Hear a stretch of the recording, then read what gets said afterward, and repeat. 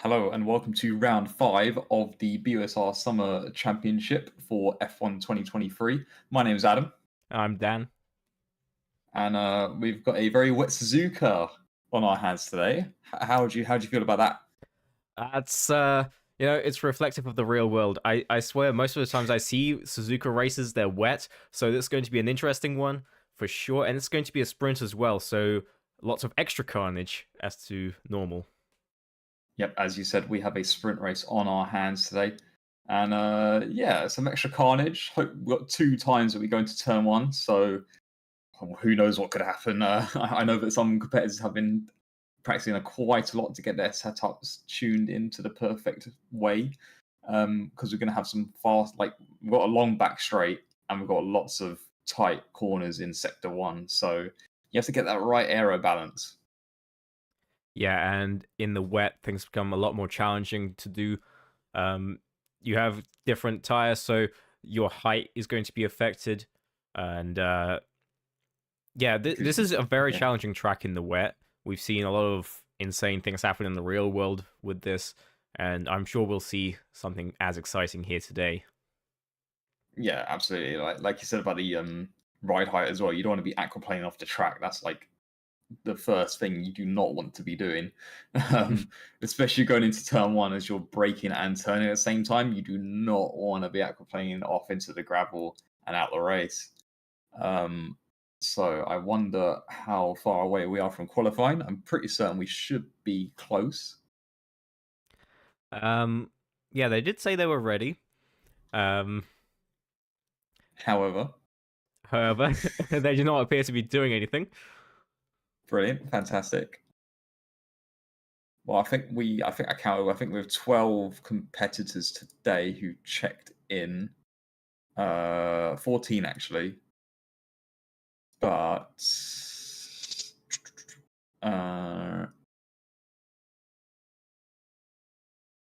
yeah, we do have quite a few of our normal names that we'll be having. We'll be having Geek, Wilson, Doodle, Joe, Dasher, Doug, TKO Survivor, Jaraki, Cam Teasdale, Mad Dog, of course. So we've got some known faces who are some quite fast drivers. Yeah, Um, I've got a few people that we don't usually see, but have been here this season, like Charles Simmons. Um, I think they're fairly new actually. yeah, I don't think To I haven't personally seen them before. So I don't know if they are new or not. I think this is their first race in this league. Yeah, in the F1, yeah. Yeah, he wasn't here last week, and I haven't seen him in any other races. So this is his first time. So this could be very interesting to witness. As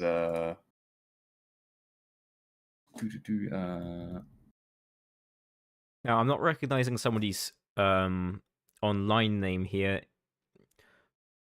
3AD17. um, I'm not sure if that's someone we know that's just changed their name. I have absolutely no idea who this is. I'm just going to call them AD. the 80. I'm gonna quickly check Steam to see if It's any. an EA, so it's not Steam. Oh, that's a pain. Yeah, they're in the Alfa Romeo. With Tom Alfa Hug. Romeo.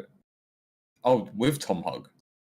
Yeah, Oh, on the car allocation, there's no other person with Tom Hug. So interesting.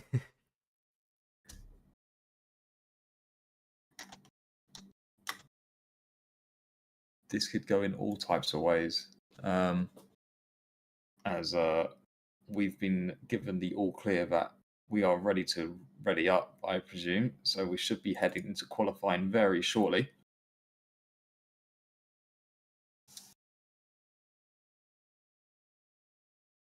Eventually.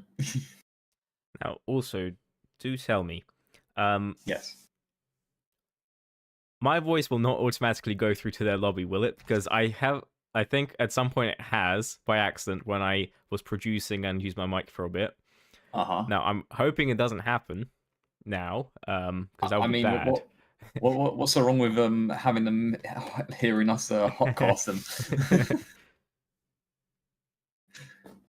Well, I think it just depends if your game is set up for that. I think I turned it I'd all off, imagine.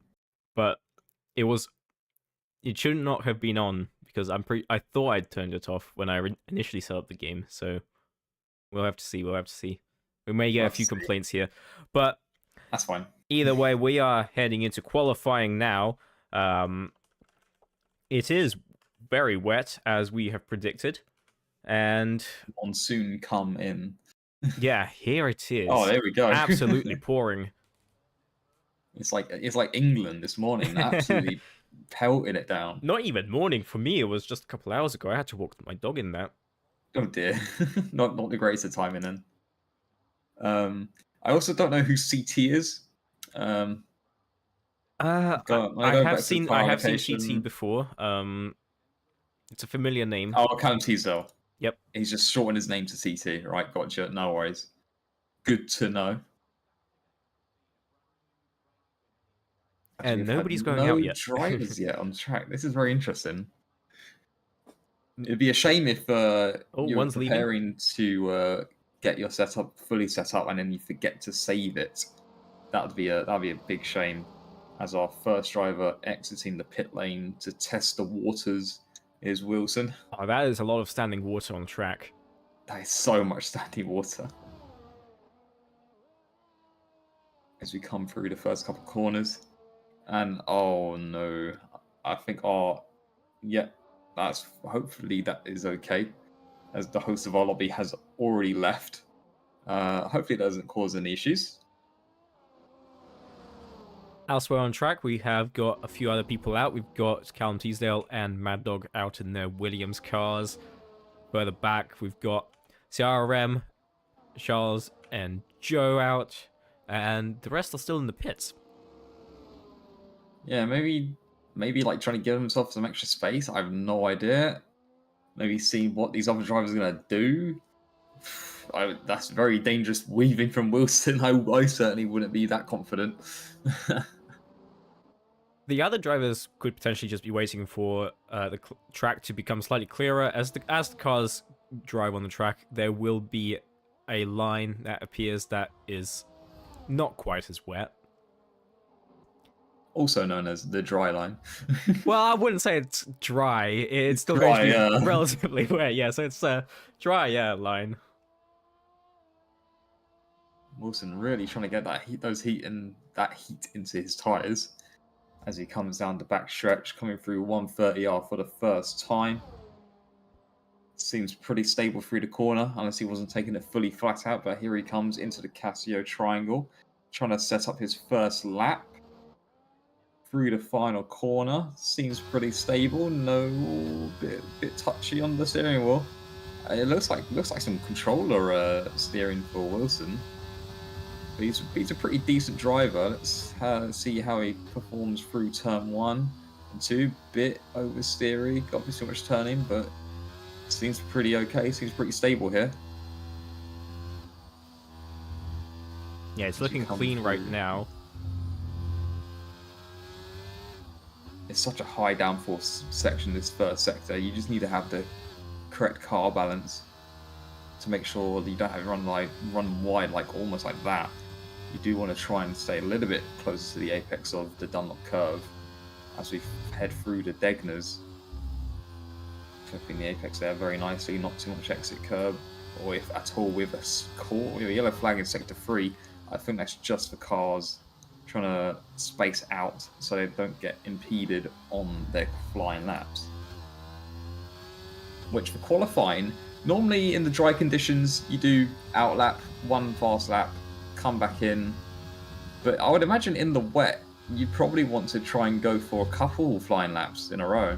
Yeah, I would imagine so. And we can actually see there's already a slight dry line forming. Yes, very, very, very slight, but the more laps we get our drivers doing, then the dry it will become. And I think that was a Mercedes off in the gravel exit of Degner 1 that caused that little yellow flag there. As we come through the Casio triangle for Wilson's first lap, let's see what the benchmark is as the first driver to cross the line, and it's a 1:43.2. We're looking at Spa dry times here, as Mad Dog comes across the line second and is second on the leaderboard, not bettering Wilson's time. I'm actually not sure what kind of time you're aiming for here, so I'm not sure whether this is fast or if we're going to see much of an improvement. Now, I'm sure we That will. Mercedes is on the Inters? Yeah, I'm assuming it's using this because it came out slightly later, so probably thought could risk it. But the time has not paid off yet. A second behind the top runners. But there we have Joe sliding himself into the front by almost a whole second. Joe is pretty... Also on the Inters. Yeah. He's pretty good driver, that Joe. Seasoned veteran, I would say. And yeah, second clear and another second clear for Geek. And Geek, I was speaking to him earlier today, and he has been proper trying to tweak his setup to the perfect amount. And it seems like with those wet tyres, pretty decent. I mean, it could be either tyre right now.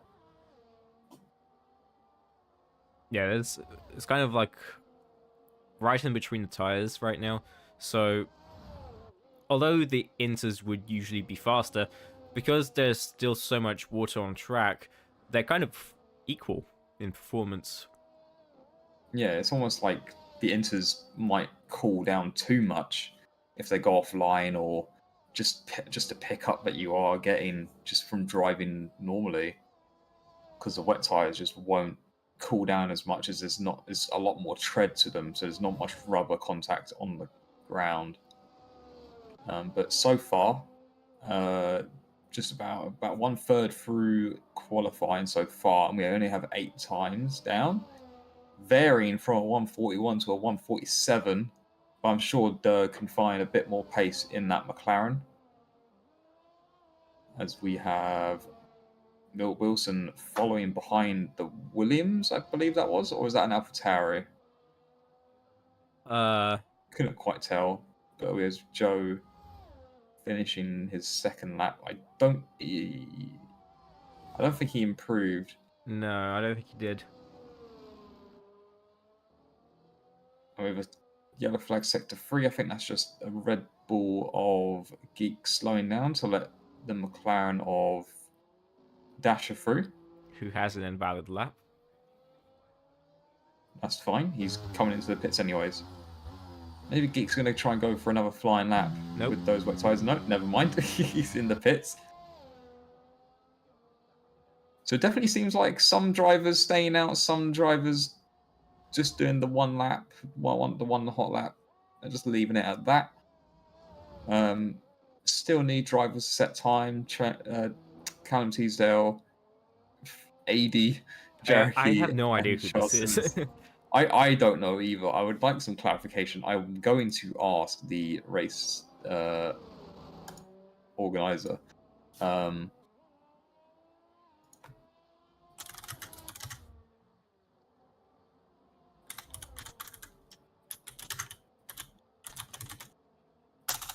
See if we can get an answer, as the times are starting to come down a little bit. It's quite a little bit, well, slightly tight. I mean, it's the rain. It's with a wet track. You really do find the really good drivers, and you do find the really bad drivers as well. As we have about a 2-second gap between 3rd and 8th. It's quite a large gap. Yeah, but everyone's just going into this. Quite typical for such wet conditions, I think. Rain is a great equalizer, as has been said by someone much more important than me.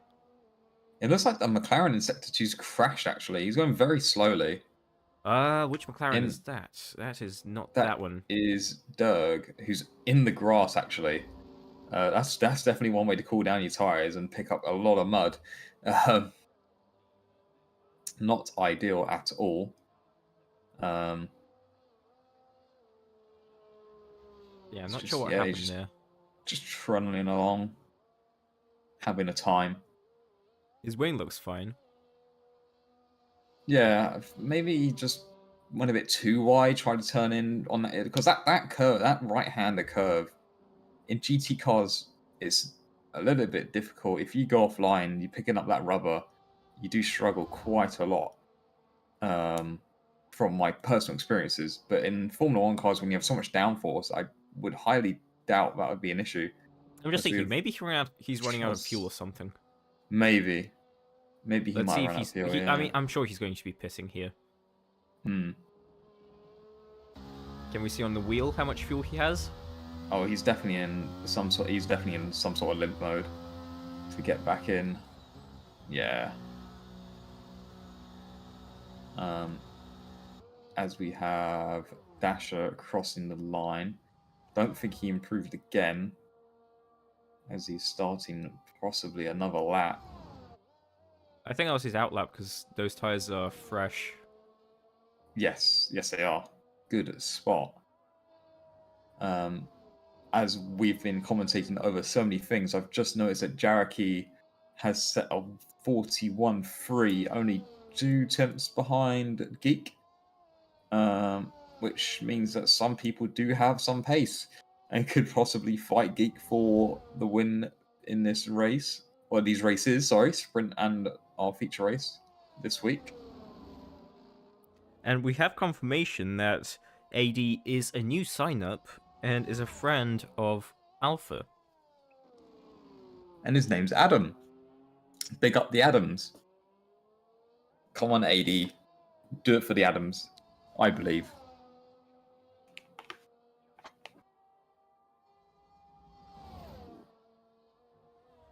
We don't get many winning Adams in the BUSR. I definitely couldn't do it. I'm hoping he pulls one out the bag as we still watch Dasher now coming down the back straight through 130R. Surely he's set a purple sector 2. Let's see what he's gonna come up with here through the Casio triangle, down the hill through the final corner on these fresh intermediate tyres. Bit squirrely on the final corner actually. And he sets a 42.681, which was faster than his previous lap time. But I don't think it moved him up anywhere else. Yeah, No. he didn't. I don't think it moved him up anywhere. Just stayed fourth, just improved his time pretty much. As I've just noticed that Wilson's still out on his first set of tyres of using them up for 5 laps now. We have just under 6 minutes to go now into the final third of this 18-minute qualifying. He did have an improvement on that last sector there. Let's see how his second sector goes.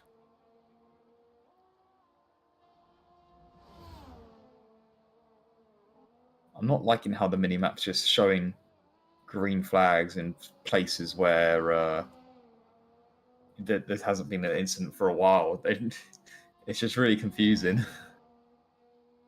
As we have a new provisional pole sitter of Jaraki setting a 40.694. This track is starting to get a little bit faster. He's on 3-lap-old wet, so he's found something in those tyres to do quite well. As we come back to back to Wilson, sorry. My apologies. Coming through for his 6th lap now. He's done a 43.47, so he's improved up to 5th. Charles Simmons just starting a new flying lap. Probably has time for 2 more.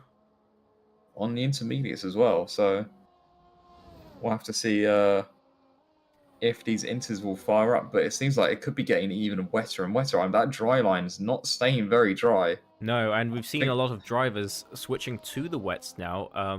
We started with mostly inters, and now it's mostly wets. I mean, you can tell from just the top 3. Jaraki, Geek, Joe. I mean, Geek hasn't gone out yet. He set 1 lap and done. And just trying to see the only drivers who are currently out on track are Jaraki, Alpha, and Wilson, who's still on the set of wet tyres that he started off with. I wonder if Mad Dog's coming in to change tyres as he realised his lap time was not going to be quicker. Jackie's 4 seconds off his... He might be pitting to try and get a new set of tyres on. See what the data analysis says of which tyre's faster.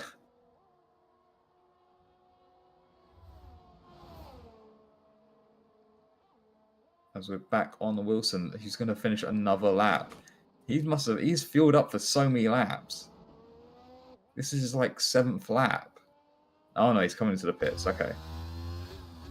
Let's see here. If he takes out a lot of fuel, gets some fresh wets on, he might be able to set a faster lap. It's only 4 tenths of difference and then 8 tenths to the next driver, so... A good improvement from Charles Simmons. That could be a difference. Yes, as quite rightly said. Oh, going a bit wide on the next lap, though. So that'll be... Well, it should have been an invalid lap, but it hasn't. Interesting. I wonder if we're on strict rules again. Well, not again. We should be on strict rules. But yeah, as you've now chucked it on Geek. As we have Geek and Joe now on their out laps. They've waited the whole session since they set their first lap times to come back out. And is Geek come back out on the same set of tyres that he used to? No, surely not. It says one lap, but even Joe's on 0 laps as Alpha's now put a time putting himself into 3rd place. Yeah, it's hard to say. Well, if he crosses the line and it says 2 laps, then I'd be worried.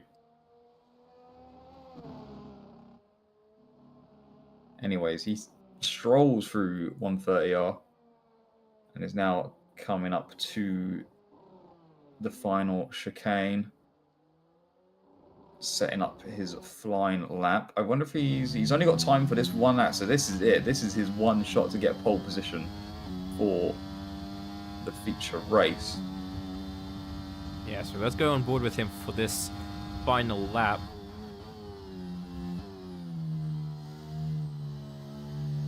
Through turn 1 and 2, seems pretty steady. Got loads of downforce. Do not want to be touching them curbs at all. They're going to be slippery as anything. They will just skid your car right off the track. So just a little bit of understeer there, but he managed to keep it in the corner. Foot almost flat to the floor through Dunlop curve. Let's see what his first sector time is. He's 200ths up on, I would believe, his own lap. So let's see how much more improvement he can make throughout the lap here as we come through to the 2nd hairpin of the many hairpins that are on this track. Sorry, coming through curved right hander up the hill up to Spoon curve. Nice on the exit curb, doesn't lose it. Keep it in tight. Half throttle, almost squealy on the exit there. It's just the car just had a little bit, just enough downforce just to keep it under control. Let's see, we go through 130R for the final time. Little lift off, shift down. Seems pretty good to me. Through the Casio triangle for the final time. Checker flag is out as we come down the hill and across the line for a 140.921. It's not enough to take Jareki off of pole position, but it's good enough to make sure he potentially stays in 2nd place. As we have Cam Teasdale coming into the pit lane, that'll end his qualifying session, as I believe he invalidated his final attempt. Charles Simmons, go on. CT has retired from the session. I'm not sure if that's a crash. It doesn't look like a crash anywhere. It was just going to the pits and clicking retire. Yeah, he should be fine. That is allowed. As Charles Simmons is also going to come to the pit lane, as I think he was mega down on his lap anyways. CMR Doodle coming through the final chicane. Down the hill for the final time. Very wide. And he does improve to 4th. Wow. That's a big Fantastic lap time. improvement. Huge lap time there. As we have Tom Hug finishing his final lap, 143 dead, beating out Wilson, who is on track and pops himself up to P7, 42.2. And we have the final drivers across the line. So that's qualifying. Yeah, nice. A lot less eventful than I thought it would be, actually.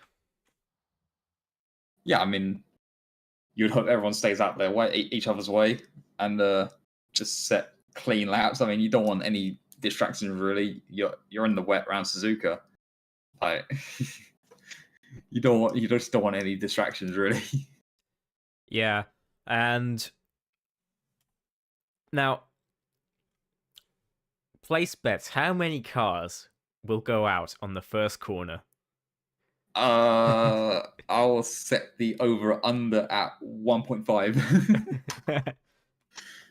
As you know, I'm a gambling man, so I'll probably take the. I'll take the under on that. Actually, All right. I'll take the under. All right. I reckon we'll have 2 cars out. Okay. I reckon. Well, somebody might send up the inside of someone and then realize, oh wait, that gap's closed, make contact, and then they spin out, not the car like to their outside. That's. I'm gonna put my money, even more money on that. Like request a bet there. Come on, Sky. Let's get us sponsored. Let's get some Let's get some BUSR esports gambling here. Let's go. Yep. Right after YouTube and Twitch have been updating their bans on those. Oh, please no. Well, I mean, like you see, like CS:GO have like sponsorship from Bet365 and stuff. Like, I mean, come on, or Betway or whoever it is. Anyways, from memory, Jaraki on pole, followed by Geek, followed by Alpha, I believe, in the other Alpha Tauri. And then who set that last lap? Who set that lap time and to get 4th? Doodle, I think it was. Yep, Doodle. But we are ready to go here now, so let's head into our sprint race. Here we go. Oh wow, the lights were actually synced with the actual start now. Wow. Oh well, here we go. Down to turn 1. Good start from Joe there. Jaraki following behind as Geek, and we've got cars side by side. Seems like everything's under control. Wow, that's incredible.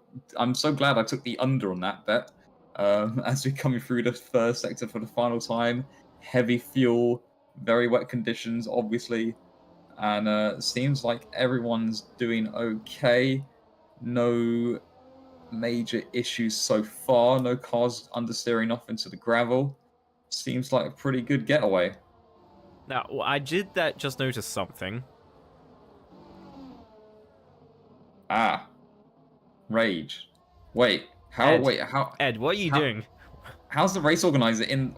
But he wasn't in qualifying. I know he disconnected from the server when the migrating host happened. Now, his car is ghosted by the looks of it, so I think it's all fine. Yeah, we did just see Mad Dog Williams and Mad Dog go off? Interesting. I could only suspect that someone went a bit too deep and didn't expect everyone to brake so early for that hairpin. As has joined again. Very, very typical with the BUSR and race organizers accidentally leaving and joining, as Mad Dog has now left the session. That's great to see. Fantastic. That is sarcasm, obviously. That Ferrari just went a little bit deep there into the Casio triangle and just tried to find his footing when the other Ferrari of Charles Simmons was trying to make a move, but couldn't, as Wilson was just having to try and regroup himself. We have Dirk in the background there making a move on Charles Simmons. He had to back out of it, though. No room on the inside there. Now, I'm not sure, but I think this is potentially the very first race. I'm not sure about the last sprint that happened in F1, but I'm pretty sure this is the first race where there wasn't a safety car on the first lap. Incredible scenes. You love to see it. We're evolving. Our drivers are learning, getting better with every race. As our race organizer has left the session once again. As we are following Geek here, who did have a provisional pole for a little bit, lost out to Jaraki as we run up the hill to Spoon Curve. Joe is absolutely running away with this. He must have some very, very good setup, or he's on No, he's actually on wets. He's also on wets. I wonder how many drivers have chosen which tire. They're all on wets. Okay, so there's no strange strategies going on. As this is a sprint, no reason to pit for new tires. Only really if you break your front wing, as you'll lose a lot of time off that. Yeah, and we can see the top 5 runners have not had any position changes, whereas further down the grid there have been quite a lot. Indeed, as you can see, the biggest gainer out of the drivers below 5th place is Dasher making up 2 positions and Tom Hug making up 2 positions as well. Biggest loser, obviously, Mad Dog in the Williams, down 4th, and then Wilson has lost 3 as well. But so far, without the use of DRS in the rain, seems like it's just a parade of cars going around, really. Yeah, this isn't the fastest track. Like, the first 2 sectors are fairly technical. You've got a couple of straights, but they're not the longest, so there isn't much slipstreaming you can do.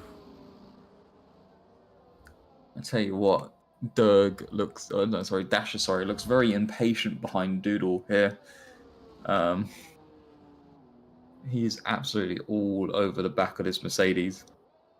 He only says 3/10 on the Delta, but he is about a car length behind.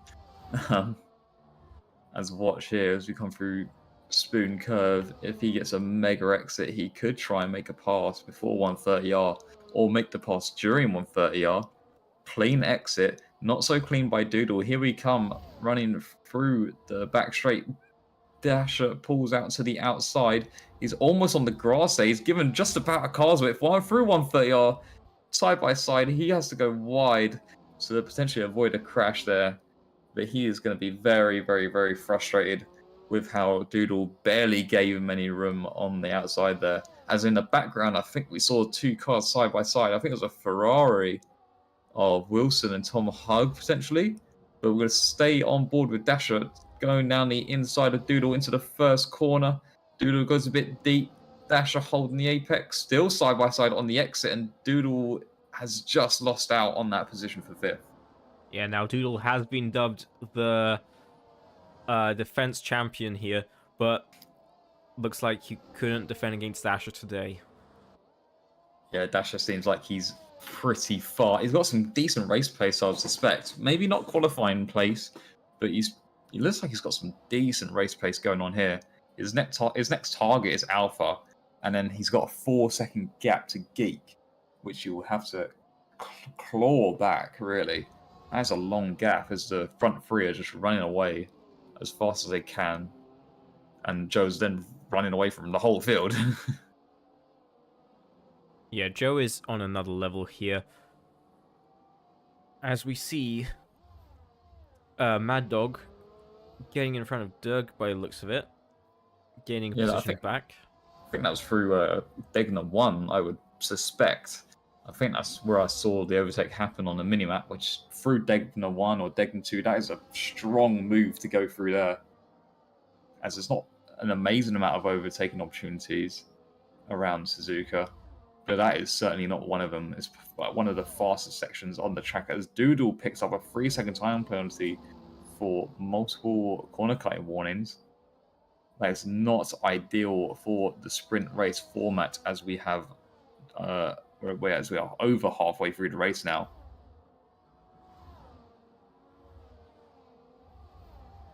Seeing what everybody's fastest time is.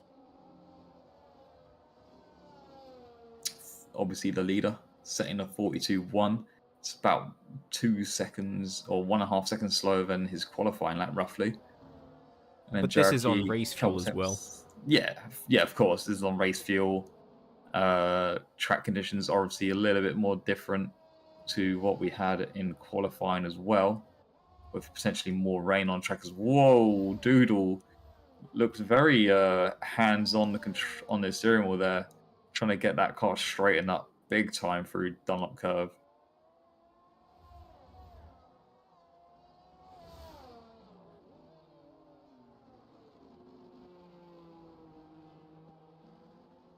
That looked like some sketchy braking from 80 there. Don't know if you noticed that, because that corner has that little kink on before the braking point.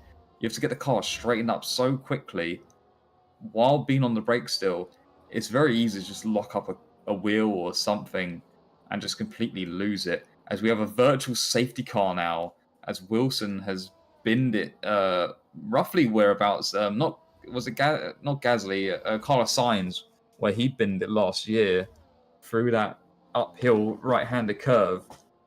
Yeah, I wish I reacted to it slightly quicker so I could go back to this angle and see as it happened. But yeah, very unfortunate for Wilson there. What this game needs is the option to see cars that have just wrecked. Yeah, absolutely. Like come on. It's a full-on safety car.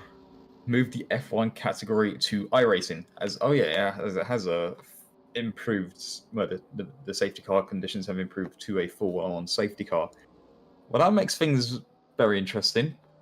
Closes the pack up for what potentially could just be a one-lap shootout, or no, a couple lap shootout. If the safety car comes in this time by with 3 laps of racing still, just need to wait for all the cars to form up behind the safety car.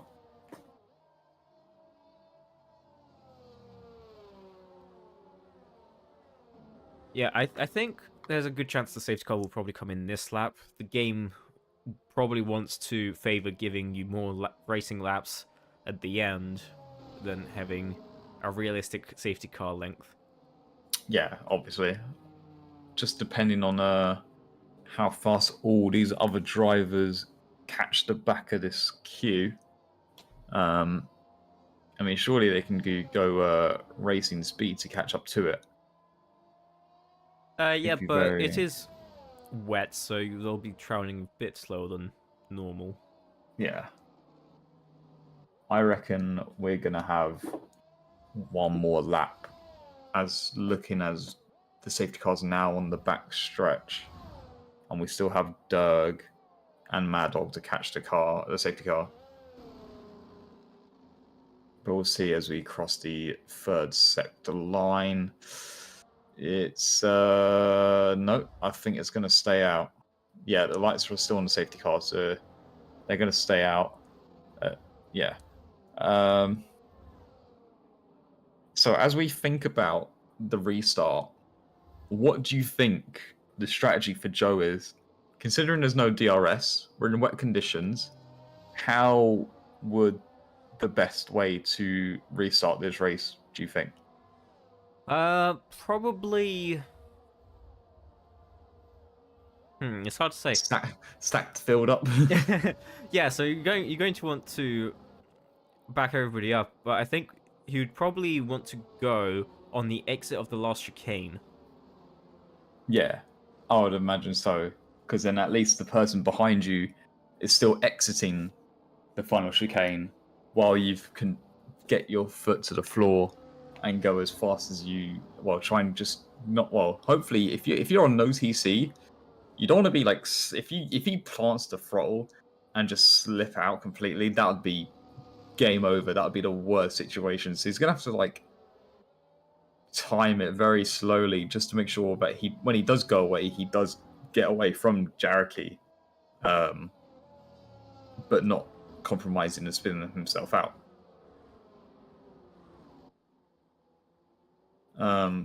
But one of the biggest losers, I think, will be Doodle with that 3-second time penalty.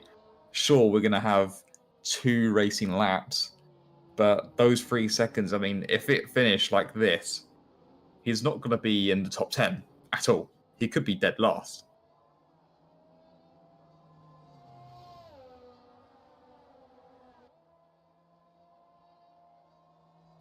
Yeah. He'll probably not go down more than like 3 positions, if I was to imagine. Just needs to be fast enough to stick with the people ahead and not have people behind him sticking with him. As we come to hopefully the restart this time by Joe leading the field, followed by Jareki, followed by Geek, Alpha, Dasher, Doodle, AD, Callum Teasdale, Tom, Charles Simmons, Mad Dog, Derg, and Wilson, who caused the virtual safety car in the first place, and then proved into a full safety car as the safety car goes through the Cassia triangle. Joe backing up Jareki, and he has not gone yet. He has gone now, as we predicted, out of the final corner, and has gotten himself a decent chunk of a lead of 8 tenths over Jareki, as we have not really anyone else trying to battle each other. Going to turn 1 seems all pretty clean and fair so far. Yeah, no one really trying to make any moves. I don't think anyone had a good restart apart from Joe there, who now has a second advantage over Jareki. I wonder if Geek or Alpha can improve any positions on where they are, as we actually now have AD fighting Doodle with that 3-second time penalty. Oh, a little bit of contact there. Maybe a bit wiggly out of AD, as they're 3 wide almost coming through Dunlop curve. The AD and Callum Teasdale, and it almost looks like Tom Hug's going to go around the outside. Oh, that maybe contact there, as he's gone wide through Degner 1, and he's now been hounded by the Williams of Mad Dog. Charles Simmons goes through on Tom there. All kicking off over Doodle is a proper cork in the champagne bottle, as all the action's now kicked off with with now 1.5 laps to go. As Callum Teasdale's just left the session. That is not what you wanted. He just made up so many positions, and now he's disconnected. That's horrible timing there. Yeah, you can see CRM Doodle is going to be looking up his rear there. I thought Charles Simmons was alongside Doodle for a second now, that corner. As we come through 130R, all quite stacked up, 5 cars. One of them ghosted as Callum Teasdale's disconnected. And that's a little pod up the inside between not teammates, but engine supply teammates, as Charles Simmons is very slow coming out the final corner.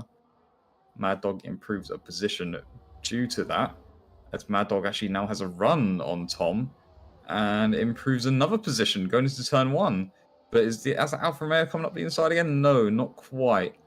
As Mad Dog now needs to... Oh, that was very squirrely from Tom.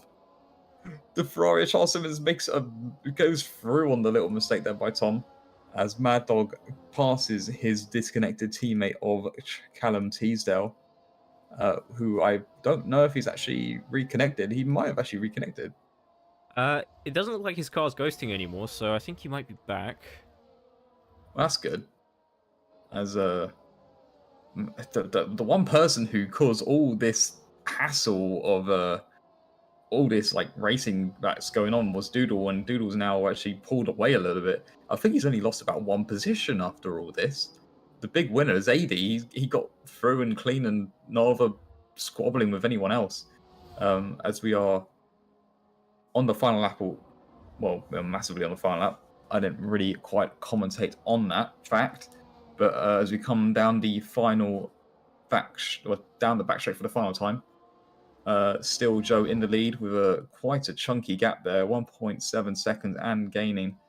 But it is Joe who's performed a flawless race. Started first, finishing first as we come down the final corner. And I would believe he's got the fastest lap as well, as we have Joe, Jareki, Geek, Alpha, Dasher, followed by AD, Doodle with a 3-second time penalty, so we'll see where he finishes up. as Mad Dog crosses line. Ooh. And oh my word! Oh! Oh no! That is not what you want to see at the finish line there. As we had cars crashing across the line, that might be investigated for sure. As Mad Dog is our driver of the day for that sprint race. Well then, seems like an action-packed first sprint race.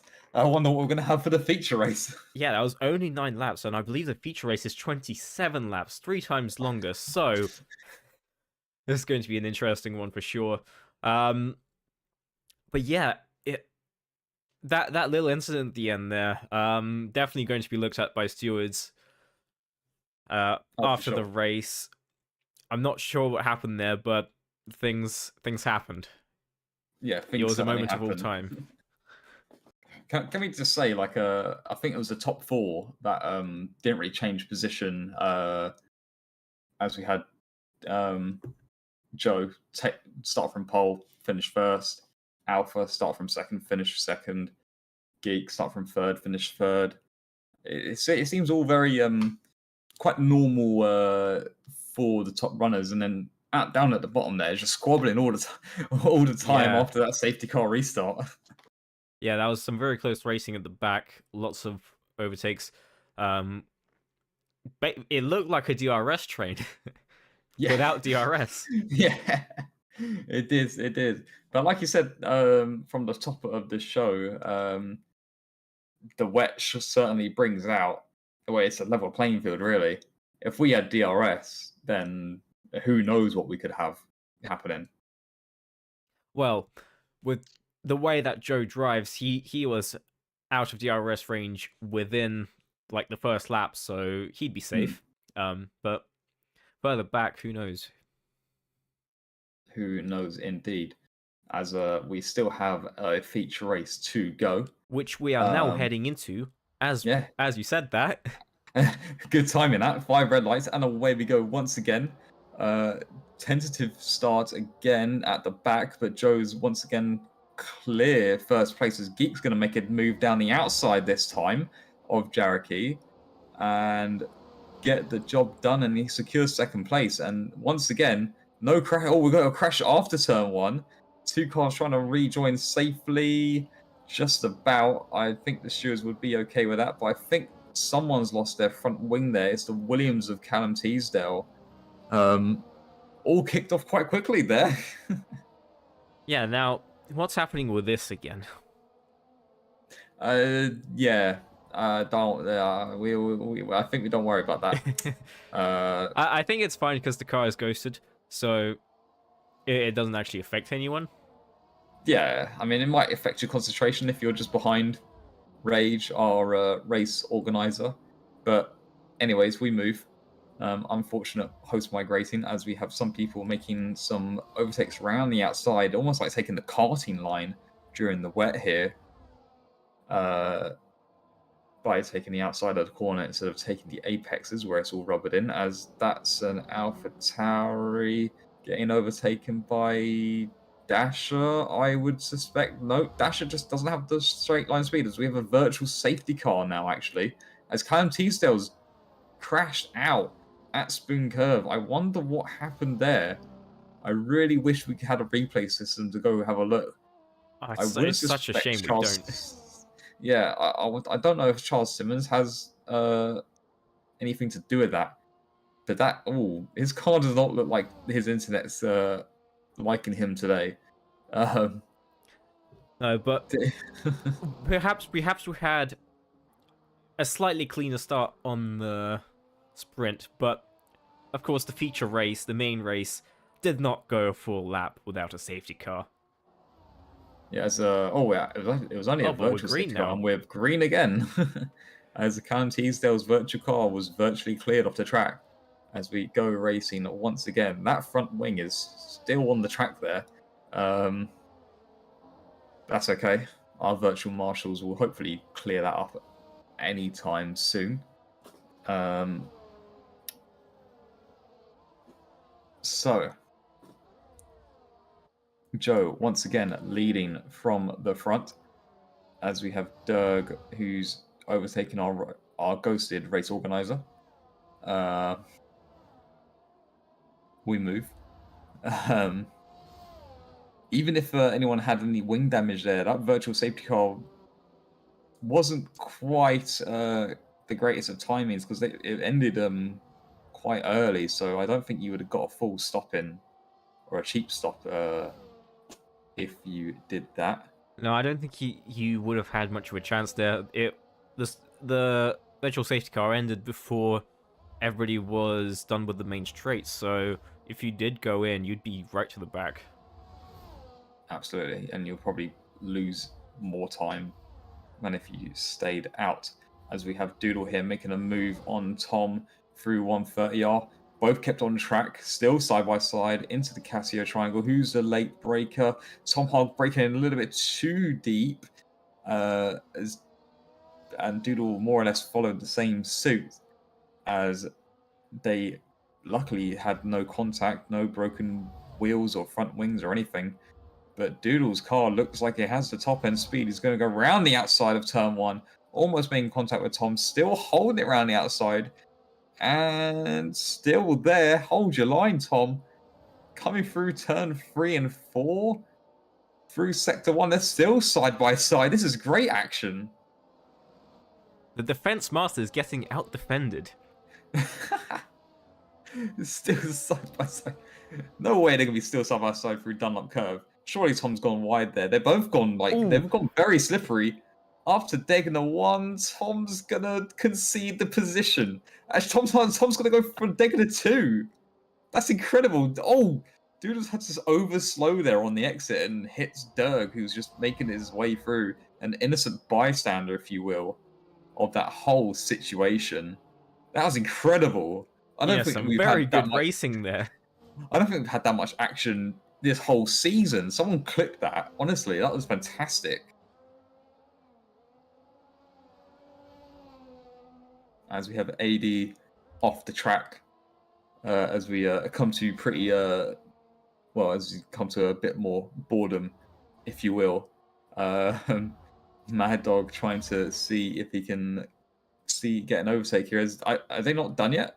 Well, that's Doodle on Derg, just overtaking him with pure speed.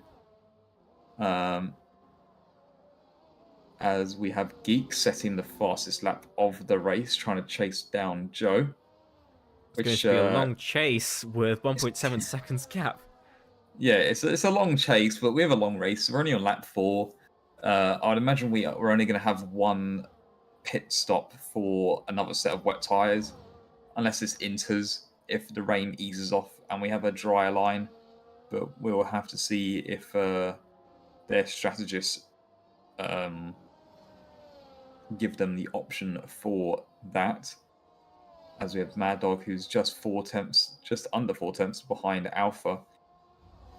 Looking a bit racy here. If he can get close enough to Alpha and try and send a dive bomb down the inside or outside of one of these corners, as clearly you can overtake or on either side. As we saw Tom and Doodle battling out. Yeah, the wet makes this track very interesting to overtake on, actually. Lots of opportunities.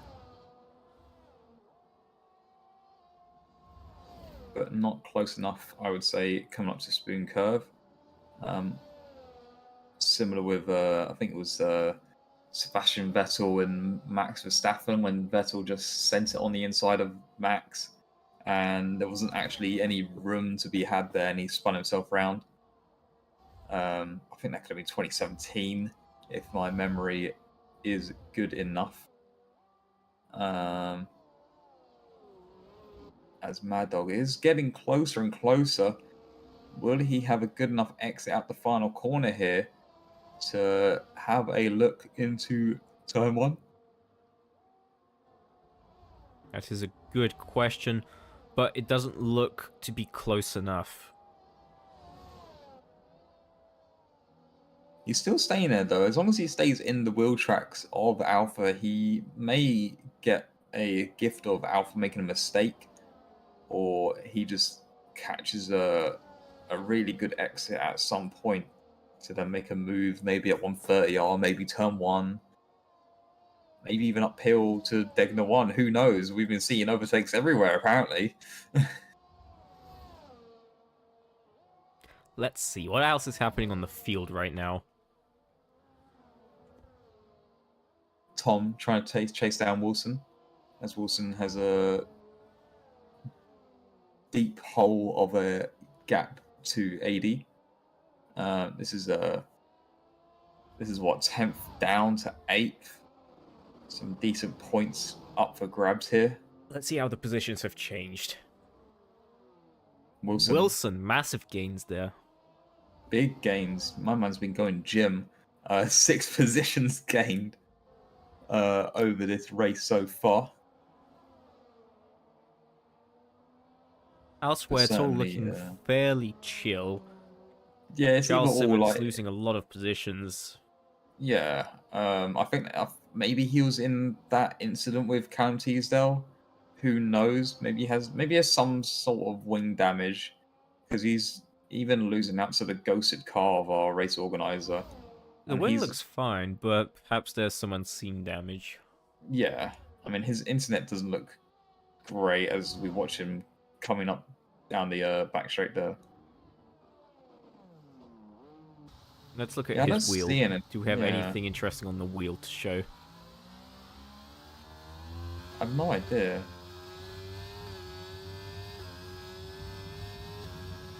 I have no clue. I literally don't know. Well, he has a lot of VRS, I can tell you that much. Maybe he's not using his ERS at all. Maybe he's a bit scared. I mean, it gives you, what, an extra 600, 400 horsepower or something in these cars? It doesn't look like he's using it normally, just on the straights, perhaps. Certainly looking a bit slippery through Sector 1. Maybe his setup isn't ideal for these wet conditions. Not enough practice, my friend. Back to the 90-minute practice sessions you go. Ooh! As all word, that is a snap of well, some sort of steering. No idea what happened there. Luckily, didn't crash.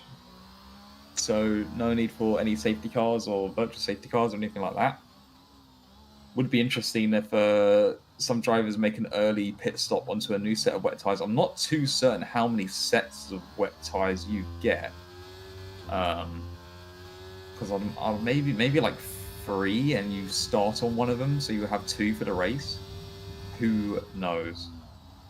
Ooh, his rears are lit up. Yeah. He's not having fun here.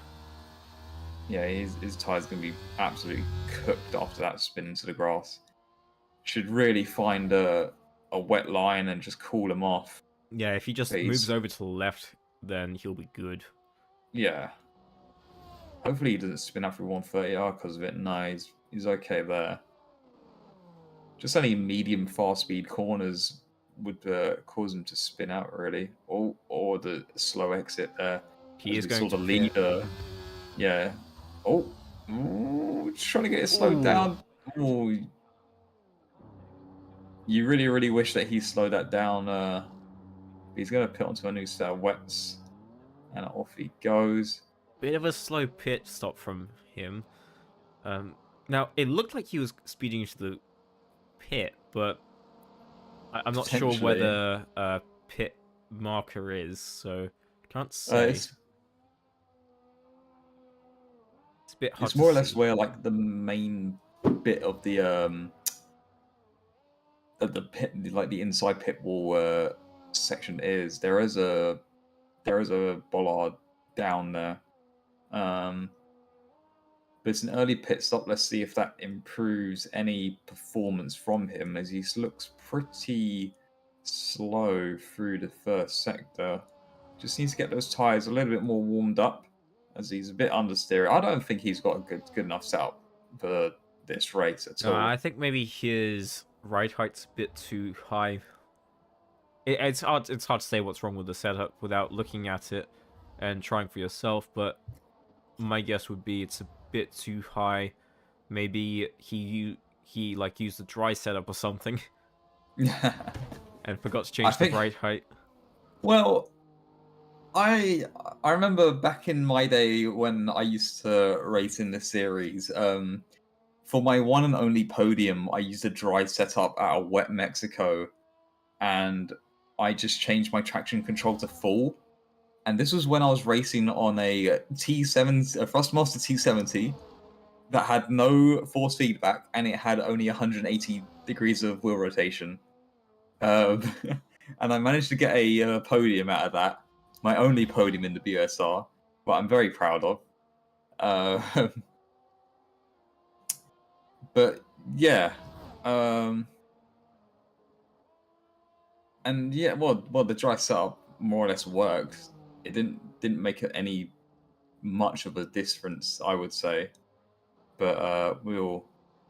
Oh, is he coming back into the pits? I wonder what he's done.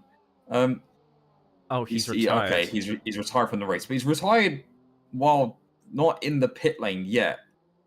That's Yeah. caused a bit of a hassle. Oh, okay. Okay. It's fine for. he And it's a has full safety car gone. now. Oh God. So him not actually being in the pit lane and retiring from the session has caused a virtual safety car, It's a full-on safety car. There's one out. which then upgraded to a full safety car. Okay, interesting. Now I wonder, will the front runners think of pitting? No. Joe stays out. Geek stays out. Jaraki's moving really slowly. He's going to the pits. Jaraki's going for it.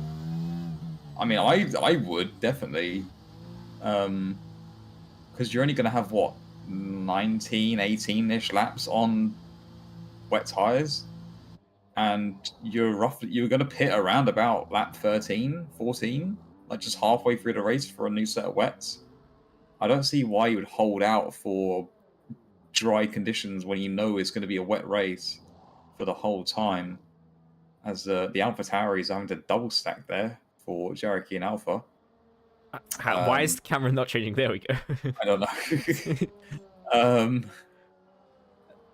So okay, so just around about the same time that Charles Simmons DNF'd from the race, Doodle and Tom getting 3-second time penalty for multiple warnings.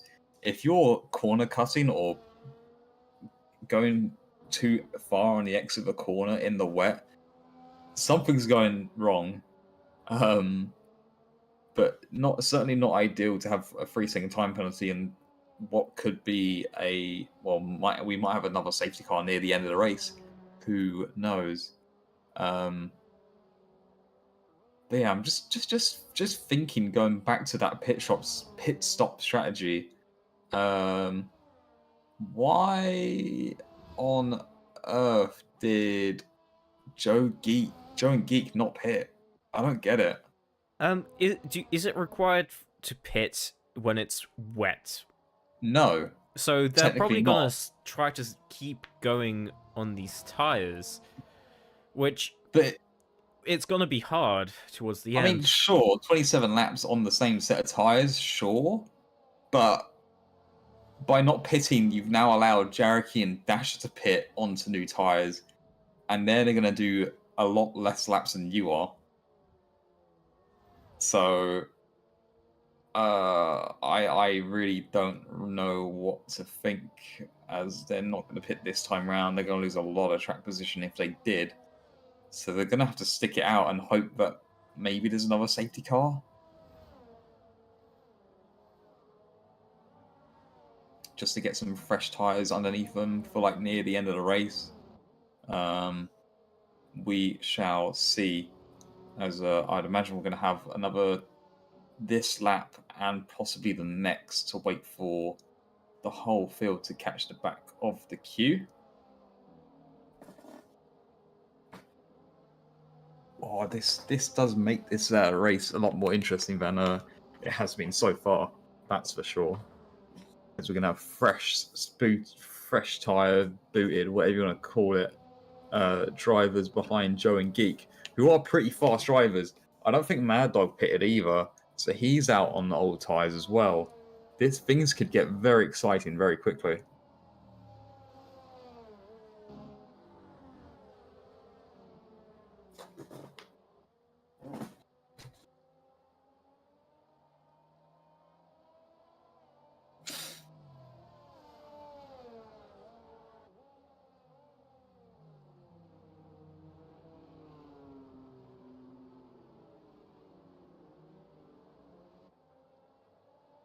you certainly would not want to be a fan going to a Suzuka race, especially when it's like monsoon season.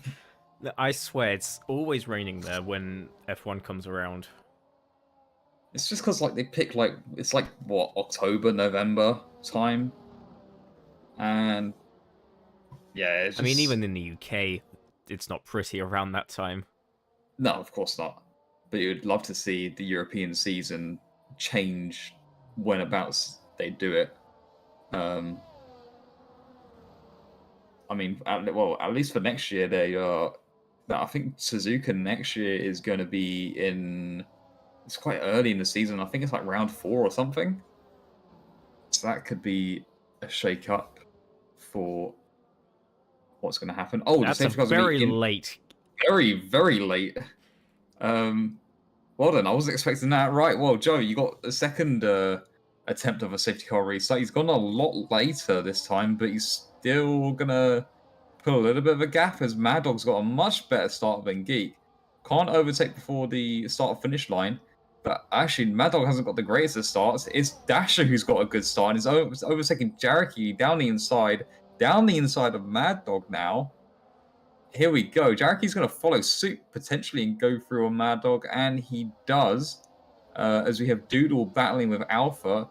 This is going to be... Oh, and we've got a lot of contact there between AD and Alpha. Still on the track, though. They'll keep moving.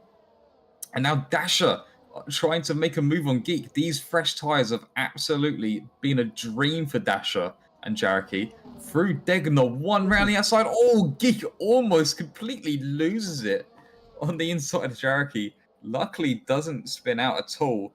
As we look back through the field, that's AD moving in front of Alpha. And then Wilson also trying to make a move on Alpha, sorry. God, there's so much happening. There's too much to commentate on. There is so much happening. I wish we could have more control over the cameras in this, so we could just have like a wide heli cam or something to see everything at once. Absolutely, would see all the action all the time. As we let's have a little roundup of what's happened now so far as we come down the back straight. Tom's got just given himself another 3-second time penalty. So with Geek, who's now lost 2 positions from the restart. Joe has not lost the lead so far, but I would imagine he might lose the lead soon if Dasher keeps up his good form on these new tyres. I think this strategy is absolutely going to pay off for Dasher here. Yeah, and Dasher had a stonking exit out of there, side by side into the first corner. Goes a bit wide though. Joe keeps the lead for now. I think Joe did leave enough room, just Dasher just being a bit more safer and taking a bit more exit curve, as we have a great shot here from the nose cam, just following along Dasher just behind Joe through this very technical sector 1, almost like driving along the track lines of Joe. Come up to Degner 1, no overtake this time, but maybe he'll get better traction out of Degner 2 and have a little look up the inside for the hairpin. As we look back at Alpha, who's just 4 tenths behind Doodle. These two have been having quite a battle, not only in the feature, but in the sprint race as well. And then behind them, Wilson and Derg. I believe Tom has pitted, actually, for a new set of wet tyres, as he's now 28 seconds behind. Actually, oh no. Those are 8-lap-old wets. Maybe no idea, from his then. qualifying. Oh, for qualified set, okay. Maybe. He does have 2 pit stops, so... Must have done, sure. I think he might have. Maybe that's why Joe and Geek stayed out, because they were going to pit onto a set of wet tyres that are already used. Yeah. No, because Dasher and Jareki are on fresh wets. Unless Tom used lots of wet tyres, I don't know. But Doodle's now in the pit lane. He's now going to make a pit stop. As Geek's now got a 3-second time penalty for multiple warnings. such a clean driver in the first race, not getting any time penalties. Gets the 3-second one in the feature, not going to help him whatsoever. As we have side-by-side action through Dunlop Curve. It's Joe on Dasher. Oh, Joe spun out and taken Jareki with him. That is a huge accident. That is absolutely massive. The whole front left of the car is just clean ripped off, as all these other cars are going to have to try and avoid that accident. And safety car is come out now. That was a huge crash there. From Absolutely massive. And Jareki's also just retired from the race as well. That was a huge accident. That was a three-way battle for the lead. That just ends up with two drivers just clean wiped out of the race. I'm not sure what happened, but I think Joe's rear was clipped, and that caused him to spin. But I'm not sure. So again, that would have been it would be good to have a replay system. So that would have been on Jareki then? I think potentially. It was hard to tell. Because Dasher was on the right, on the inside, let's say, and then Jareki was having a little look up the outside, but you can't really have 3 into 1. Well, coming into the braking zone, and then which would then be like 2 or 1 wide. Wow, that's really exploded everything up, as we now have 4 drivers who've DNF from the race. If I'm Geek right now, I would pit. I would definitely get some new tires, and it looks like he has. Yeah. Try and cut your losses here. You got to get some new tires on. I mean, you're halfway through the race, so that's not too bad. Yeah, you can definitely keep these tires to the end now. Did Alpha just leave the session? That could be connectivity issue. Yeah, it looks like he did. Yeah, so hopefully he joins back. And he should be safe under the safety car. Yeah. It's a long lap, especially under the safety car. And it's probably going to be staying out for another one after this. Unless he wanted to pit. Is he already pitted yet? Let's have a look. Let us look at his tires. check. He does have a pit. It's 5-lap old tires. I think he's fine. Yeah. So we're roughly just over halfway through the race, which is around about where I would have thought if Joe and Geek were going to pit, that would be when they'd pit. So at least they've done that. But it has given Dasher some really good track position, as he's a very fast driver. He's got behind him not so great drivers, let's say. We've only seen, this is the first time we've seen AD at all in our league. Alpha's not too bad. Wilson not as quick. Dirk's pretty okay, but not as quick as the drivers ahead of him. And then Geek has got a lot of work to do to get up to at least second place. Geek is one of the fastest drivers, so I'm surprised to see that he has been towards the back recently. I think just this entire season he's not been performing quite as well as you might expect him to. And there he is with a 3-second time penalty now. Yeah, he's had that time penalty for a while, but yeah. Definitely not going to help him. Unless he's in second place and the next car behind him is more than 3 seconds away. I mean, his main rivals were Joe, Jareki, and Dasher, and Alpha as well. So 2 of them are gone in the same incident. That's brought out this safety car we're having right now. So I reckon Dasher's just going to run away with it. I mean, I highly doubt those tires are going to be gone completely by the end of the race, but they won't be as bad as we think, to allow Geek to catch up a lot of time. But he's going to lose. I mean, he's got to pass another. What? Well, you got a race organizer and Rage somehow in the race. Don't worry about that. So about 4 cars he's got to make moves on, and then catch Dasher, and then make the overtake, because it's like this. It's always the same. It's one thing catching a driver. It's another thing overtaking them. Yeah, and to do so cleanly, that's on a track like this is going to be a bit of a battle. Yeah, wet conditions, Suzuka. There's only really 3 or 4 overtaking opportunities. So yeah, I reckon. Oh, we are gonna be waiting around for a long time, as Tom is 42 seconds off the back of Doodle. I wonder if he's been held at a certain pace, because that gap is not closing down very quickly. He's got No, his foot to the floor. just taking it very easy, I I think there's guess. a chance he might have spun, because that gap has definitely increased since last we looked on him.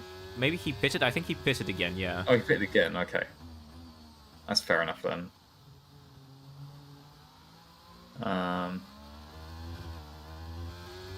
Wonder if the safety car just comes in without him being there. I'm sure it won't. I'm pretty sure it can. Yeah, I've seen it before.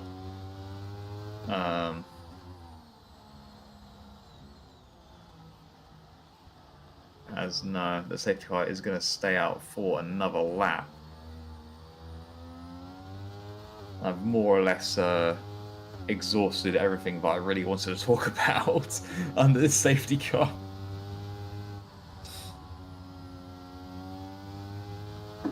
I guess while we have the safety car still out, as we have our cars parading around the track, make sure to like and subscribe our stream and our content.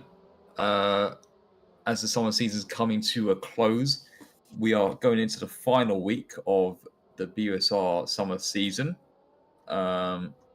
which I will remind you of what we will have next week coming up. So for Assetto Corsa Competizione, we have the final week of week 6, which will have us racing around Kyalami on Monday evening, same time, same place.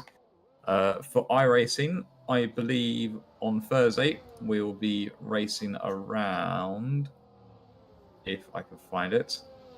Yep, here we go.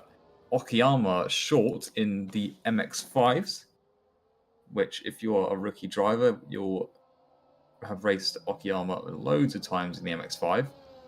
And then for the race that we're currently showing you right now for F1, we'll be heading for the final round in Interlagos. And that'll be next the best Saturday. Finishing track there is. Of all time, absolutely goated that track for the final finales of seasons, apart from 2008. I do miss it being the finale. It's always been a strong track for certain drivers, and if they have a good performance, then they can wrap up the title or retake the title. I mean, we've had titles that go down to 1 point, like when Kimi Raikkonen won the title. But enough of talking about in real life racing. Let's come back to our virtual racing. Safety car going to come in this lap. Dasher taking the safety car restart for the first time this evening. Joe has done the last 2 restarts. Will he go as soon as he exits the final corner? And he has gone, I believe. Yes, he has. Up the gears we go, down the front straight. Not the biggest of gaps that we've seen. I think Joe definitely made bigger gaps going to turn 1, but he's not under threat from AD. As we just see Rage's ghosted car being overtaken by everyone, as expected. Geek on his new set of wet tyres is trying to have a little look at somewhere on Derg, as Mad Dog's weaving all over the place to see if he can make any sort of move. Geek going down the inside of Derg through Dunlop Curve, along with Mad Dog as well on those fresh tyres. Let's see how fresh they last throughout the rest of this race now, with only 11 laps to go. It was all Geek's got all kind of loss of traction there out of Degner 2, and so did Tom. That was unexpected. That is a mistake that I've not seen from Geek in a while. Yeah, I could have gone very badly there. His tires might be suffering a tiny bit now, but he's still making the overtakes happen. Yep, as he now makes his move on Wilson, he's going to have to overtake Mad Dog now. Will that 3-second time penalty really haunt him when we come to the end of the race? As Mad Dog now is going to... Oh, I thought he was pulling out to have a look down the inside at 130R and Alpha. Not quite. He's going to follow him. And it looked a lot closer on that first camera angle. I don't know why when it switched immediately, it looked like he was further away.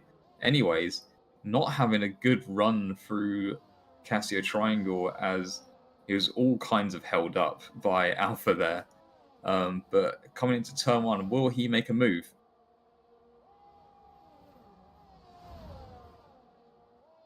As he does go down the inside of Alpha quite cleanly, quite easily. And Geek's going to also try and make some sort of move down the outside through the third corner as Tom picks on. He's made a switchback almost. What that look like? To the inside of the next corner. That was impressive stuff there from Geek. Those fresh tyres certainly paying him dividends. But is it too little too late as Dasher already has a 4-second lead over AD? Mad Dog coming up to the back of AD now. With that, as Alfred's just given himself a 3-second time penalty. Yeah, so that saves him from another position that you could potentially lose there. And with that gap increasing so quickly, I think he'll probably be safe from any position lost at the moment. What's happening back here? CRM getting an overtake done on Wilson. Not sure what happened. Wilson looked like he went off track there, potentially. I wonder if Wilson's tyres are a little bit older. I would imagine he pitted on that first safety car. Yeah, his tyres are not as fresh as the drivers around him. I've just gone through on him. I would imagine that is the main cause of that. As we come back to the front, as Mad Dog's had a little contact there with AD in his first race of BUSR. And yeah, that little contact cost him big time, and he's gone from third to last very, very quickly there. No virtual safety car or safety car needed for that, obviously. But I don't think he's going to be very happy with that outcome at all. But he's going to carry on and stay out for the time being. Which does improve Mad Dog up to second, Geek up to third, Alpha back up to fourth, and now it's time to see if Mad Dog and Geek can catch Dasher with their fresher tyres. Dasher is so far ahead now, though. With all that squabbling happening behind him, he's been able to get such a massive gap. Over 5 seconds in, what, like 2 laps? Yeah, we say that, but he's now lost about 5 tenths through Degner 1, 4 tenths-ish. So he's going to have to lose about half a second a lap for the rest of the race for him to actually lose that position, roughly. A little bit more than that. I think his slightly older tyre is probably the reason for that. He has lost like a second since we started looking at him. Not ideal. Not at all. Do you think the pressure's coming to him? Maybe. Just had to build up that massive lead to try and get away from the likes of Mad Dog and Geek, especially. And now that gap's coming down. He's like, oh no, can this race end quicker, please? Can we stop the count?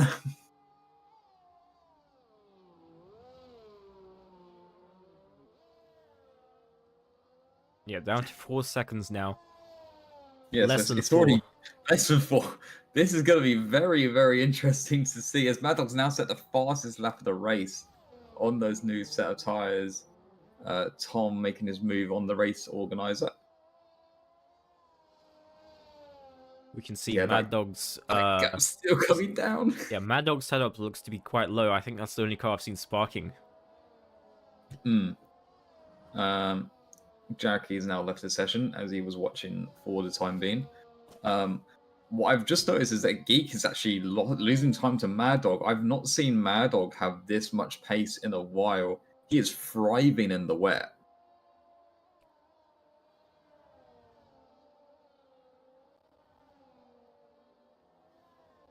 Yeah, it looks like Mad Dog is doing very well for himself today. One of his best finishing positions, if he can keep this going this entire season.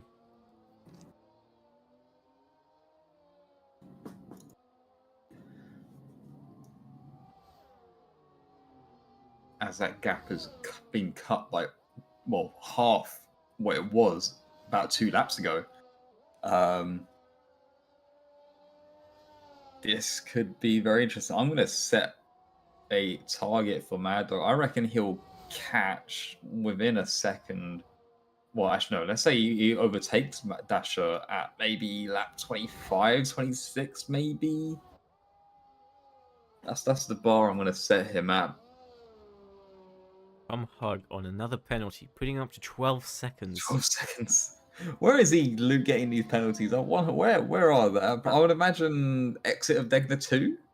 It looks Maybe? like that big loop on the far left. I don't know the corner name. Curve. Yeah, I think that's about where he was when we got that notification.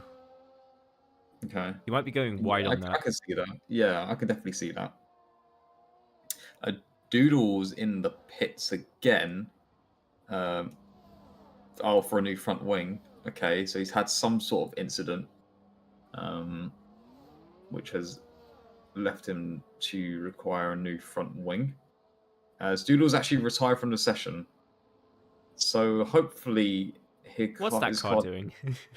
It's gonna go out on track and hopefully not cause a virtual safety car. Hopefully it just pops out of existence soon. TM. Is that still going with the pit limiter? No, okay. Maybe. No, that was in second gear. Wouldn't be pit limiter then. Okay, so he's pulling off to the side. As we watch this, Mad Dog's now 1.5 seconds behind Dasher. I really hope this does not cause a virtual safety car. Yeah, it looks like he's got away. Good. Excellent. Fantastic.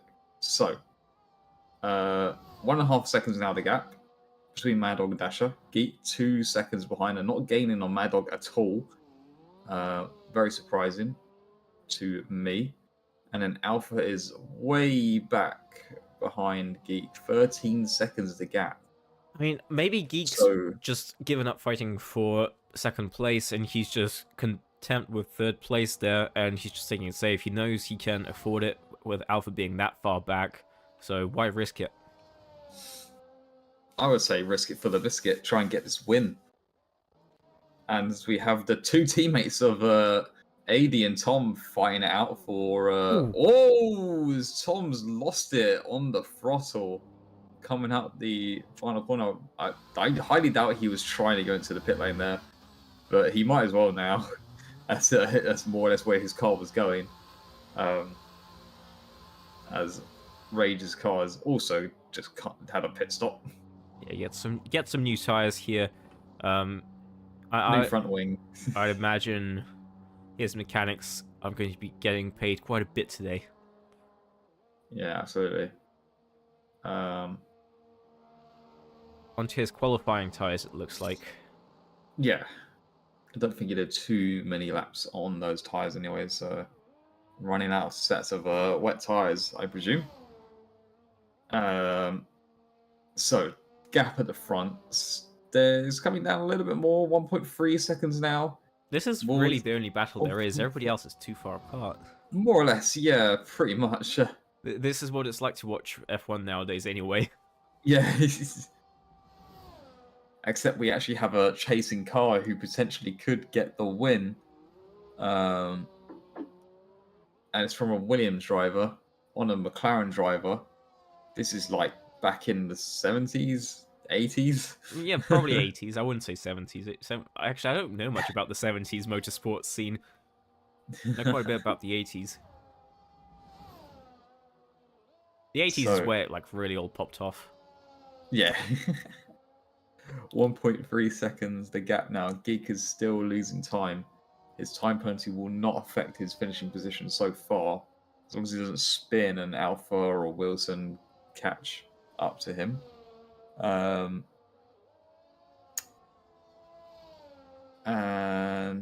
yeah, just waiting on to see if Dasher can hold his advantage over Mad Dog. But I really, really, really want to see Mad Dog gain even further and have a little battle with him. I did say lap 25, 26-ish for him to be ahead, as it's now 1.2 seconds. I wonder if these tires are starting to sort of equal out, as I think Mad they Dog and probably Geek are. like five laps is the difference. I mean, at this point, could be similar. I mean, the wet tires are quite durable. Mad Dog getting a little bit loose there, I think, through that corner. Was that Geek? I'm not sure. That was Mad Dog, and he hasn't lost that much time, to be fair. I think the only way that he'd really get an overtake on Dasher here is if Dasher has a poor corner.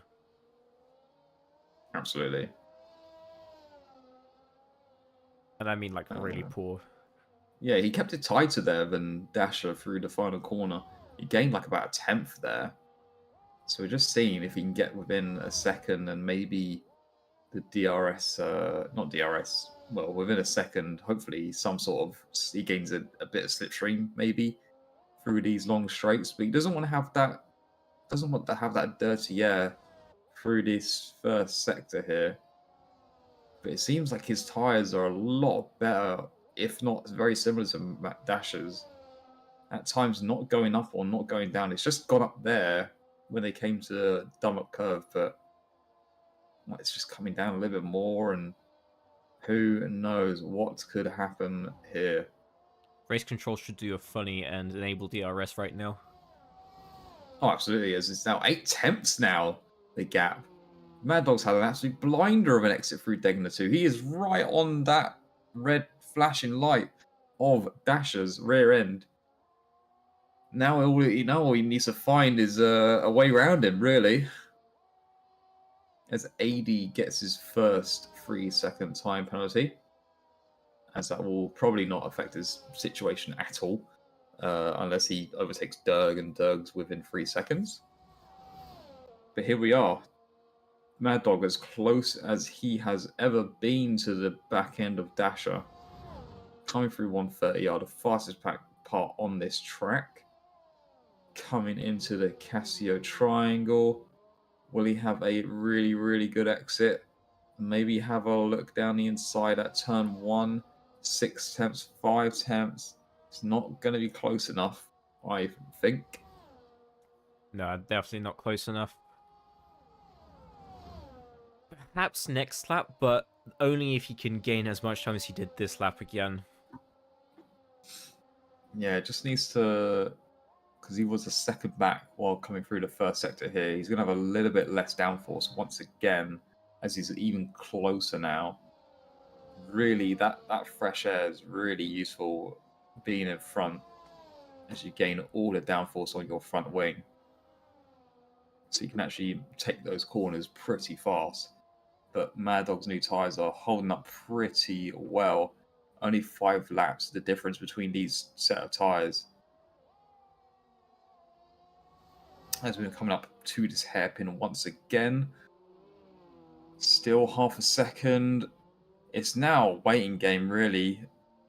I'm sure Mad Dog can make some sort of move at any point. Just needs to get even closer.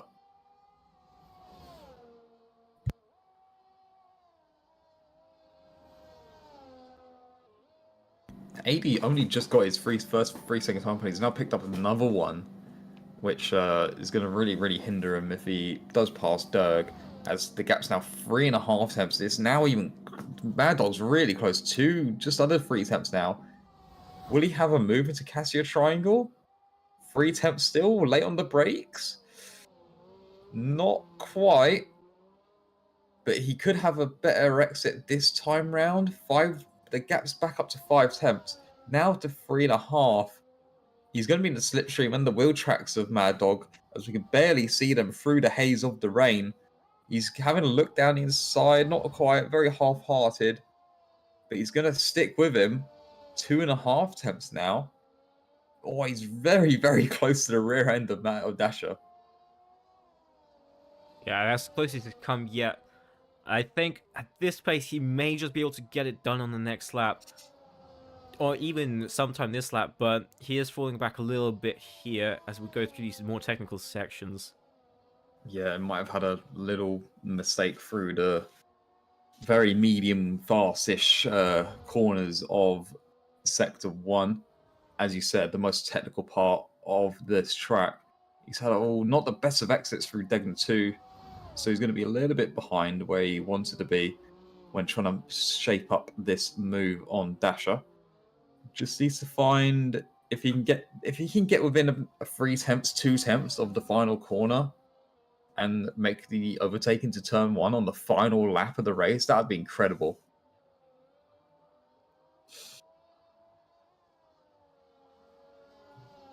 As the gap now just under half a second, just over, just under, as it's flicking between each. Surely with the slipstream here, he's going to get extremely close. He's going to have amazing overspeed here.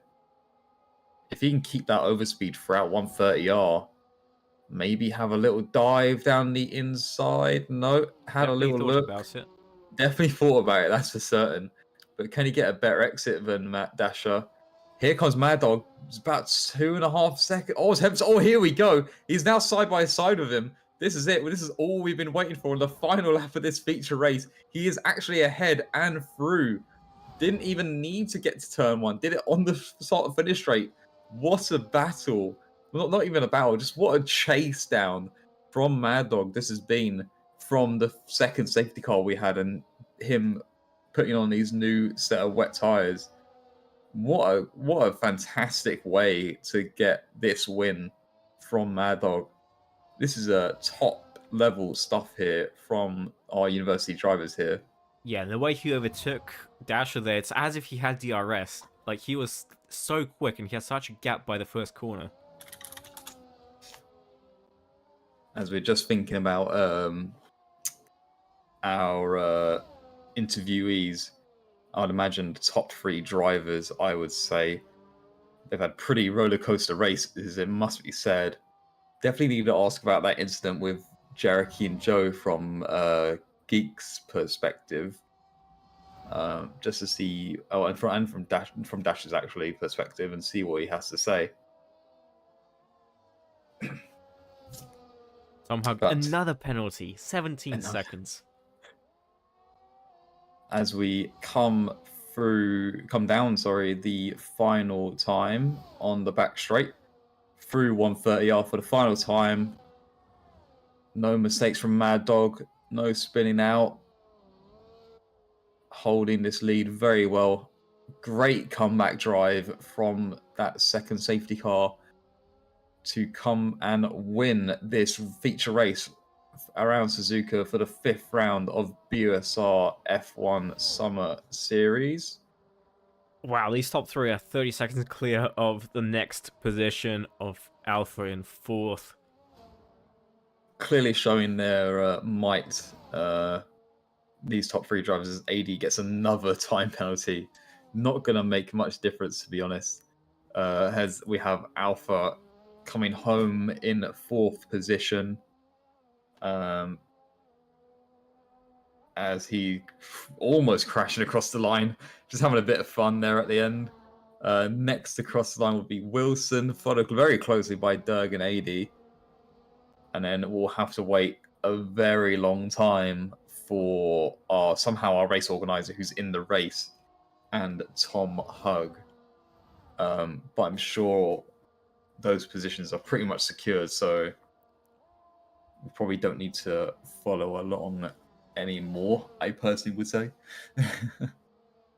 And maybe get to these interviews soon-ish. Is Tom Hug having a moment there?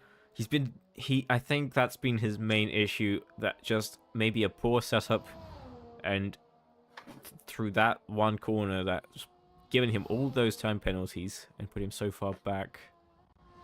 Yeah, for sure. As we discussed throughout the rest of what looked like it was sliding through 130R there. As he definitely doing some drifting now through the final chicane. Who said you can't drift an F1 car? Yeah. It's a lot easier when you have no traction control. That's for certain. As he crosses the line, there we have it.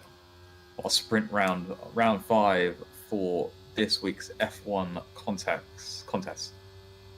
As Mad Dog rightly deserves driver of the day, taking the win for a comeback drive there.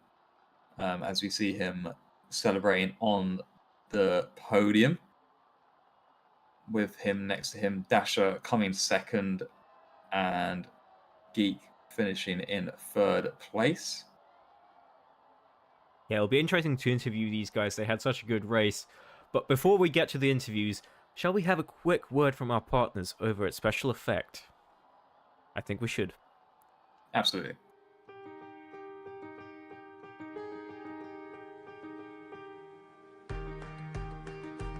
Nobody likes being left out. That's why Special Effect are helping people with physical disabilities to play video games. But this isn't just about having fun. The gaming setups we create are personalised, so people can play to the very best of their abilities. And that opens the door to inclusion and independence, confidence and creativity. Help us level the playing field and create more magical gaming moments. Because it's everyone's turn to play.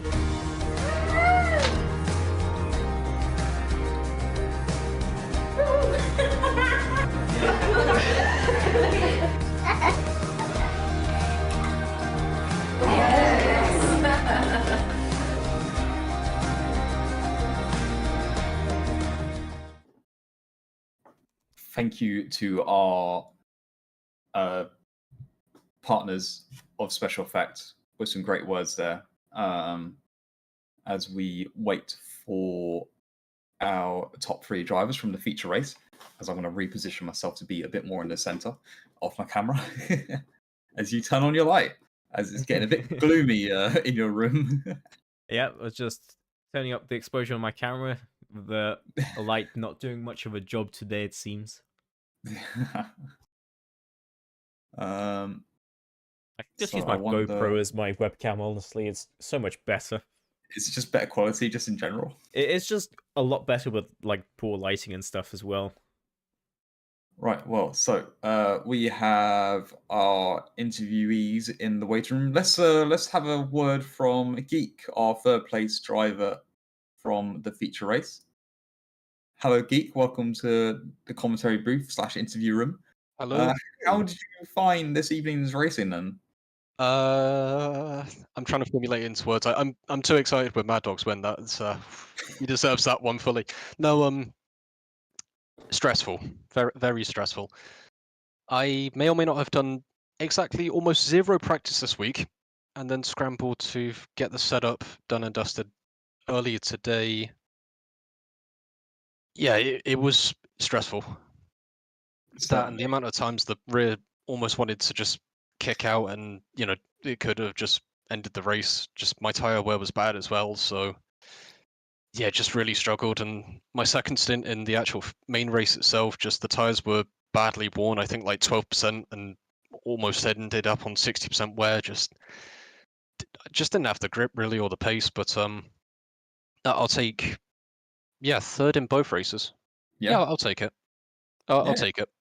We were wondering in the feature race when you didn't stop under the first safety car. Did you think that if there wasn't another safety car, you'd be sort of done and dusted?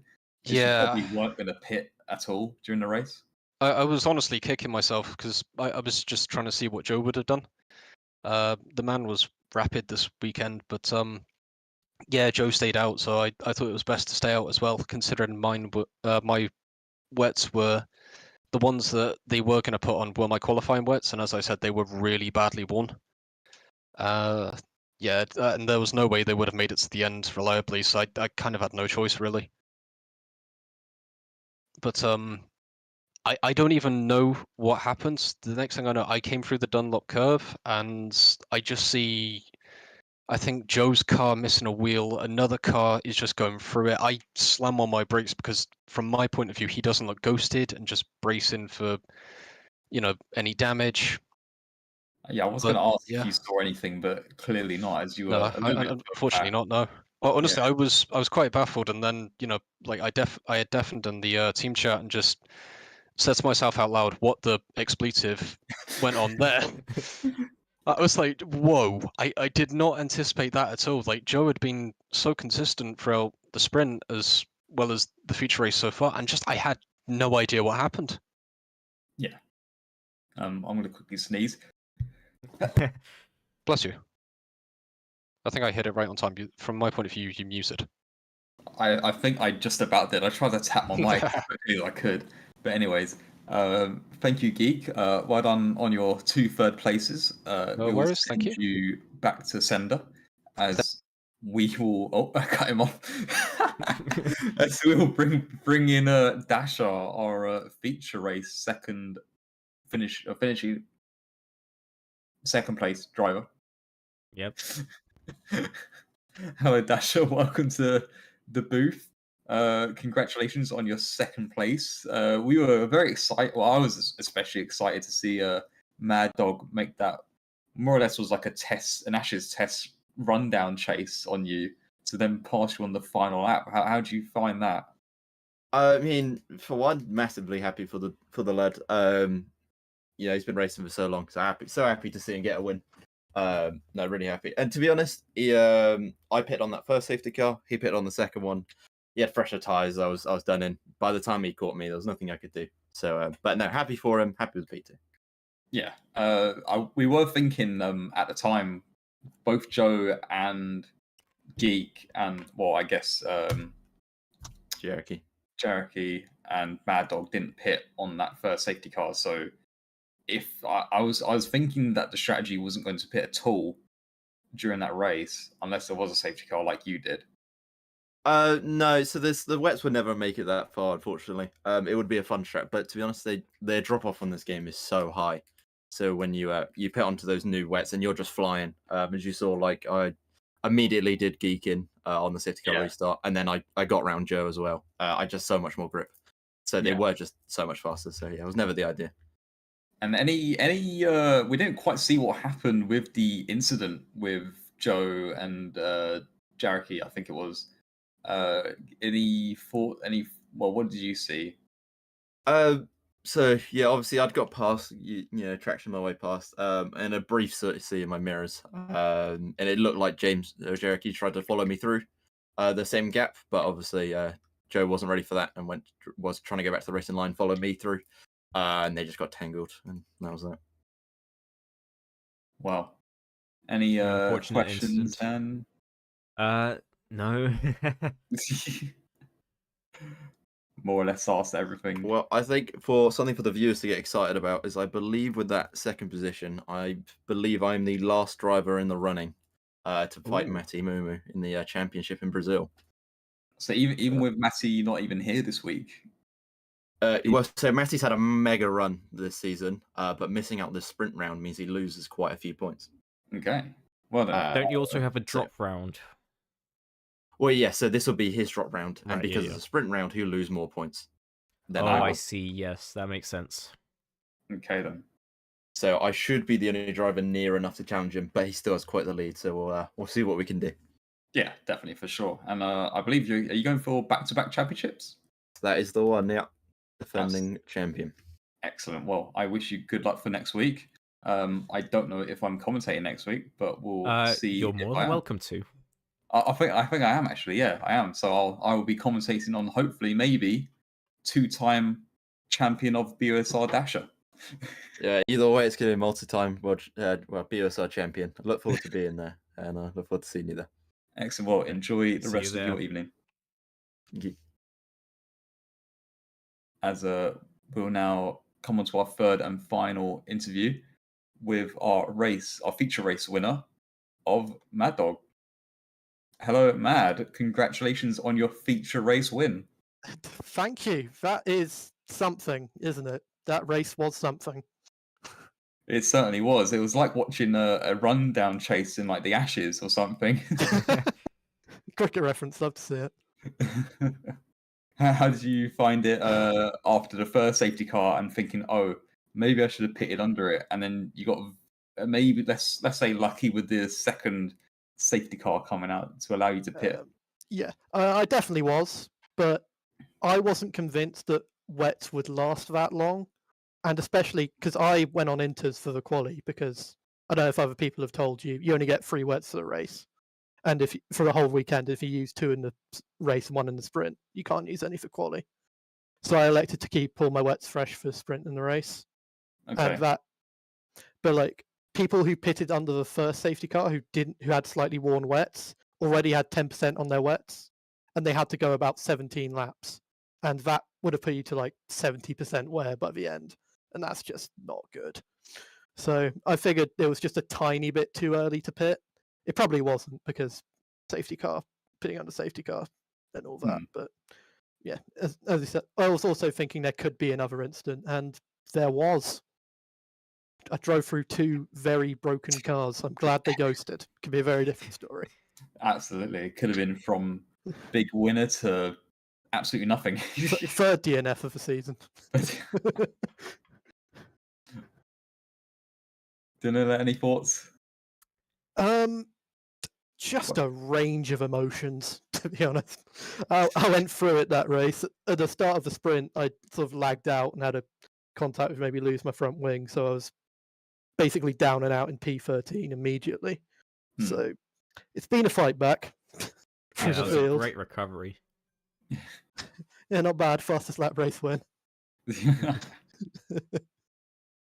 Well, are you gonna be with us next week for Brazil? I will, but Final that will be showdown. my last BUSR race because I graduated. Hooray! Hooray! Well done. Congratulations. Well, So yeah, at I'm least glad you I've can, got a race win in my books. That's something good. you can come back as an alumni driver.